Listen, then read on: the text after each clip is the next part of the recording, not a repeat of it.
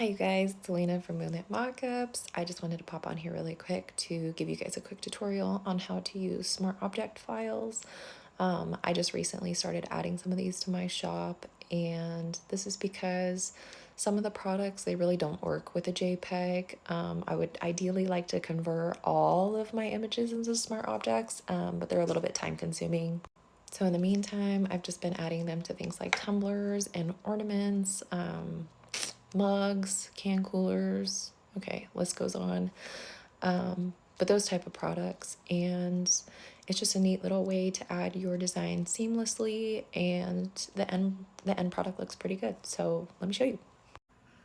Okay, so this is the design file I'm going to be working with. And once you purchase this, it'll give you a download to a PDF. And in the PDF, there'll be another link to a Google Drive.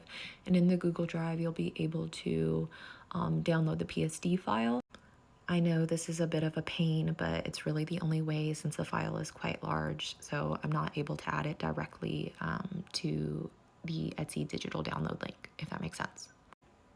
Okay, and then from there, we're gonna head over to either Photoshop or Photopea.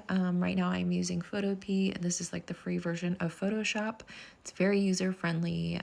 Don't be intimidated by it. I know all of these buttons can be kind of confusing, but trust me, we will get this done in like 1 second.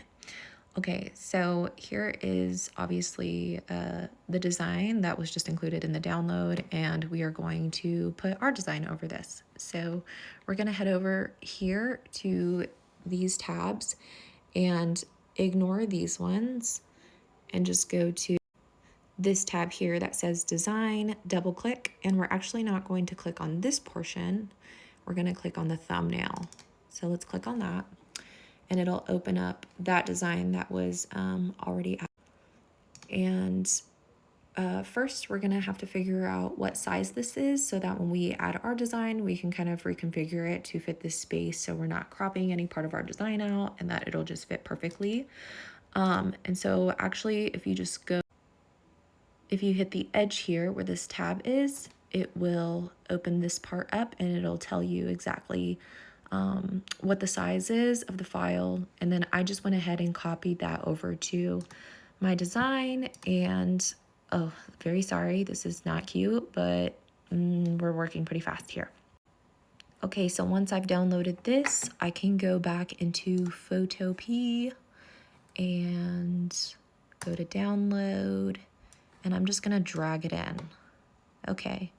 And then here, I'm still going to have to size it, but you'll see that it will fit perfectly within the edges, and it will just cover that last pumpkin one. But in the event that you have transparent spaces, you can always just hide that part. And then you'll go to File, and you'll hit Save Smart Object, and you'll have to save it each time. But once you do that, you can actually go back to the main file, and you'll see the design added.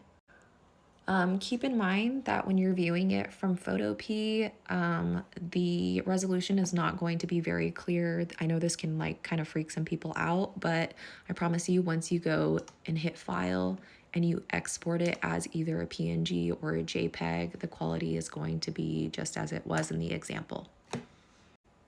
So once you've added your design, you can actually go ahead and repeat this process for all your other designs, and you can just drop in other designs. Usually this thing will be totally full for me because I'll have like 10 or 15 designs added, and then you just repeat that process of hitting save as a smart object and downloading your finished image.